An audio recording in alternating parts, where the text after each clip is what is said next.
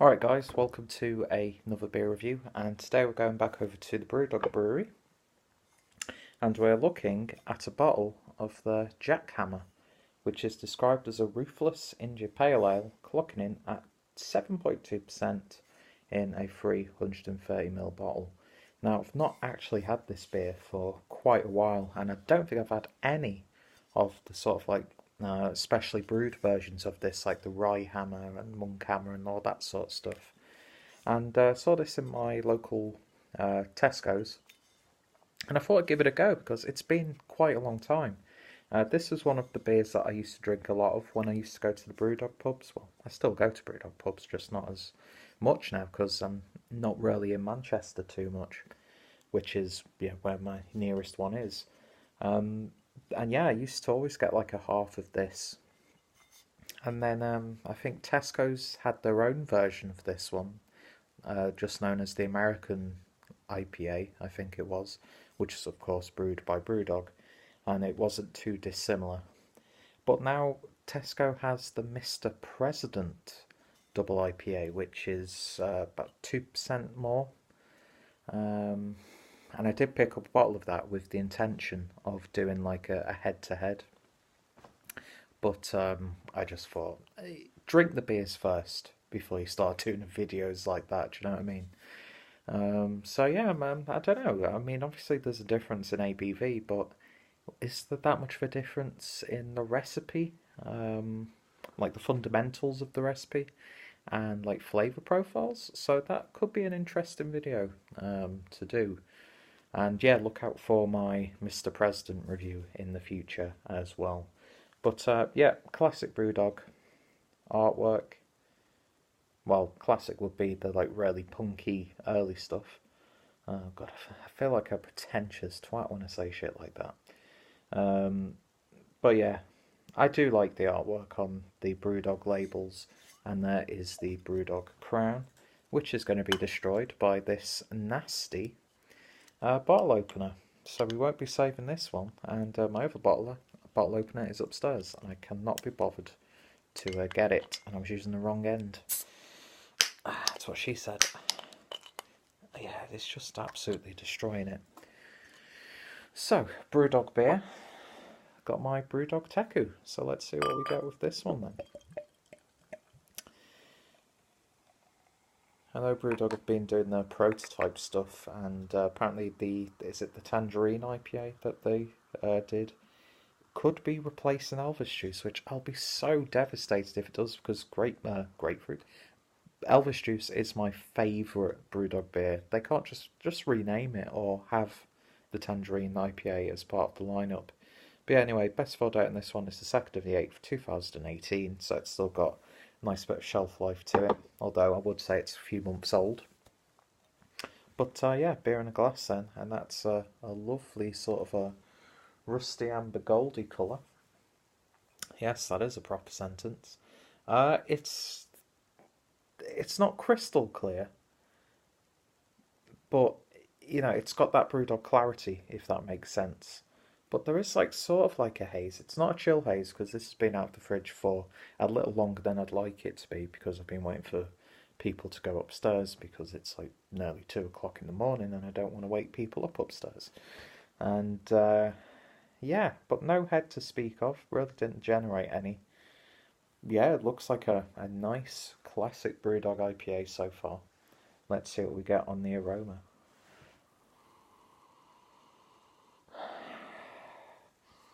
It's quite muted actually. You get that like slightly caramelly malt character, and then you get like, I don't know, like faint almost hop presence. Like the citrusy dankness, got that like West Coast vibe about it. It's resiny, like sherbet lemons, bit of lime in there as well, maybe a hint of blood orange, grapefruit, that sort of thing. But actually, when you really do smell it, it does sting the nostrils. Yeah, it's subtle, but has that slight potency about it. but I was expecting it to be a bit more in your face, to be honest, in terms of the aroma.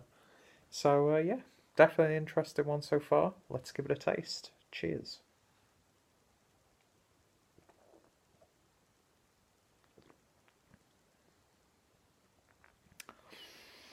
That is not how I remember Jackhammer. How do I say this? It's got that like IPA, like approaching double IPA bitterness that you would expect. Alcohol doesn't seem to be masked too well in this one. It has to be said.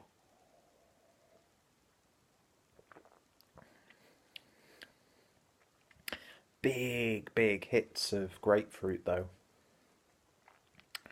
Very resiny, very oily. Aside from that, there's really not much to it. I don't know. I feel like I'm tasting the alcohol though.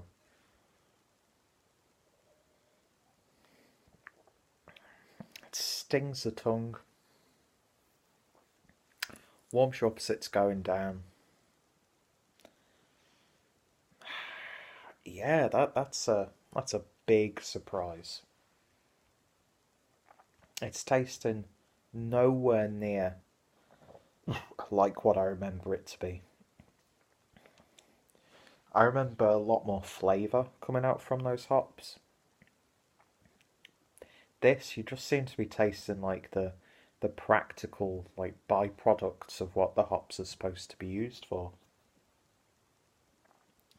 Very strong bitterness on this one. Yeah, probably if I had it a little bit colder, it would probably be. Yeah, use probably in the same sentence twice, you dickhead. It would probably be a little bit more pleasurable to drink, but yeah, I'm not gonna lie, guys, it's really not doing much for me. It's a lot more potent on the flavour. And that's all you're getting, really. You're just getting, like, potency. And now that it's all in, got about one finger's worth of Whitehead. You're getting those savoury tones in there as well.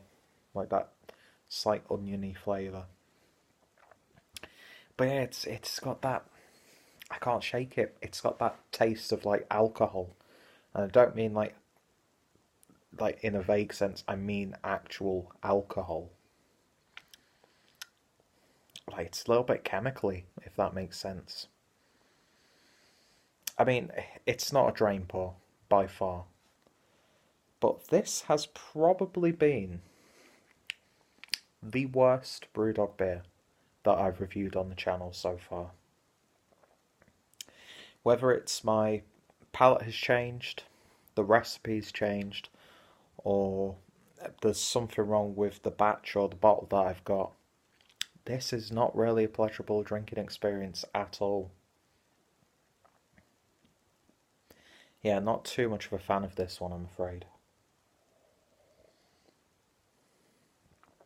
It's not even like an average tasting beer.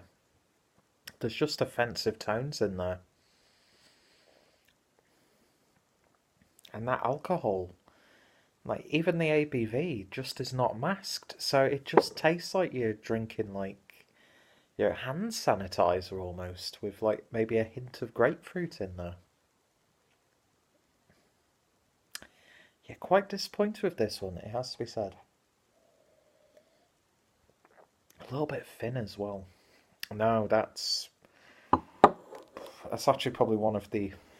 Get the glass out of the way. It's probably one of the most least enjoyable beers that I've drank recently. And it's such a shame because I used to love Jackhammer. But no, this is not good. I'm sorry, Brewdog. I love you guys. You do some fantastic beers. Elvis Juice, best, grapefruit infused IPA ever. And I'm so happy that you guys have put Jet Black Heart in a nitro can. Totally down for that, because that is such a beautiful beer. But Jackhammer is just really quite a disappointment. So in terms of a rating, I'm going to give it a 4 out of 10. I think that's the lowest score I've given any beer for quite a long time. And it's so sad because it's Brewdog, a brewery who I still really enjoy. But this is just doing nothing for me. So if you've had similar experiences with this beer, especially recently, let me know your thoughts, opinions down below. Are you a fan of the beer? Are you a fan of Brewdog? The usual stuff. If any of my friends and fellow beer tubers have reviewed this one, their reviews will be down below also. It's going to be interesting watching some of those reviews to compare notes. Check out my Brewdog playlist for better beers than this one, and also my double IPA playlist for some better beers than this one. And yeah, hopefully you'll join me next time for what should be a better review. Maybe I will actually dive into the Mr. President now to just... I don't know, it's just... The aftertaste is not nice. Almost to the point where I want to knock a 0.5 off it. 3.5 out of 10. I'm sorry, Brewdog, but... Well, what is this? Yeah, go all Resident Evil. What is this? Blood. I hope that's not Chris's blood. Anyway, thank you guys for watching, and I shall hopefully see you all later. And yes, I was pointed upwards for whatever reason.